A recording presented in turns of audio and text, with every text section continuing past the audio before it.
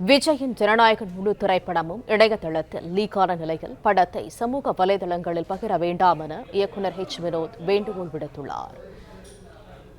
இது தொடர்பான கூடுதல் தகவல்களை தருகிறார் எமது செய்தியாளர் ரகுபதி. முழு விவரங்கள் என. வணக்கம். வினோத் இயக்கத்தில் நடிகரும் தமிழக வெற்றி கழகத்தின் தலைவருமான விஜயின் கடைசி திரைப்படமான ஜனநாயகன் திரைப்படத்தின் சில நிமிட காட்சிகள் வெளியீட்டிற்கு முன்பாகவே சட்டவிரோதமாக நேற்று சமூக வலைதளங்களில் வெளியாகி படக்குழுவினருக்கும் ரசிகர்களுக்கும் பெரும் அதிர்ச்சியை உண்டாக்கியிருந்தது. இந்த அதிர்ச்சி அடங்குவதற்கு முன்பே படத்தின் முழுநீள காட்சியும் தற்பொழுது சட்டவிரோதமாக இணையத்தில் வெளியாகி இருக்கிறது.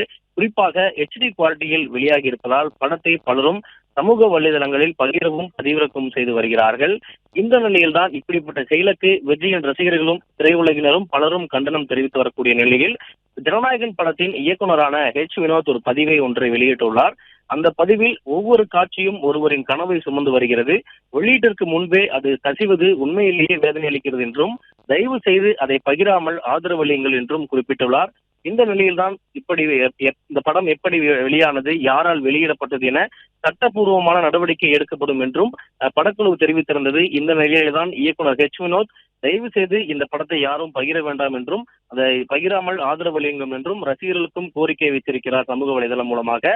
விஜயின் கடைசி படமான ஜனநாயகன் திரைப்படம் கடந்த ஜனவரி 9ஆம் தேதியன்று பொங்கல் பண்டிகையை முன்னிட்டு உலகம் முழுவதும் இருக்கக்கூடிய அந்த திரையரங்குகளில் வெளியாக திட்டமிட்டிருந்தது. ஆனால் சென்சார் சான்றிதழ் வழங்க தணிக்கை குழு தொடர்ந்து